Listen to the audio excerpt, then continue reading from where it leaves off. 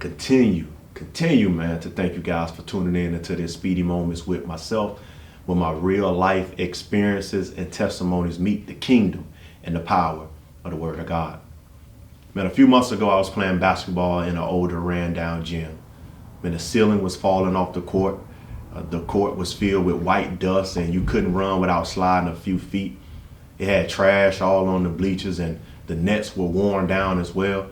And so we were hooping with some youth, and we were just discipling and stuff like that, but we were getting in on the court as well. So I was having a conversation with one of them, and I asked him this. I said, look around, my boy. I want you to tell me what you see around this gym. Tell me, what do you see? And he went and he described everything that I named earlier. He said the ceiling was falling on the court. The court was ashy and white. It's dusty in there. He said it's an old gym that's good for nothing. He said trash everywhere, and the goals had messed up nets. And I wanted to use this time as a teaching moment to myself, but most importantly to him. I told him, I said, you know what, bruh? If you would have asked me that question at your age, I probably would have said the same thing. I told him, I don't see any of that. He said, how can't you see that, bruh? He said, this gym trash, you heard me, in this New Orleans slang. I said, this is what I see. I see a gym for basketball tournaments. I see community events being held here. I see Stop the Violence hooping tournaments, after school events. I see block parties. I see basketball clinics and camps. I see this being a place where people can come and have fun. And then he paused for a second and said, yeah, I see it now, big brother. See, what I wanted for little bro was for him to see with his heart and not with his eyes. See, I wanted him to see what a reality could be rather than what reality actually was. See, man, that's the true essence of vision. See, there was an obstacle in the way that caused little bro to see what he saw. And that obstacle is the actual reality of what he saw with his physical eyes. See, man, there would be obstacles in our lives that will obstruct and try to derail our vision, man. So we must be prepared to recognize them and overcome them to reach the vision of our hearts. See, God designed our lives to be inspired by purpose and fueled by the vision he placed inside of our hearts. See, we don't have to live with our backs against the goal line in a defensive position, trying to stop the dominant offensive force of life and all of its obstacles.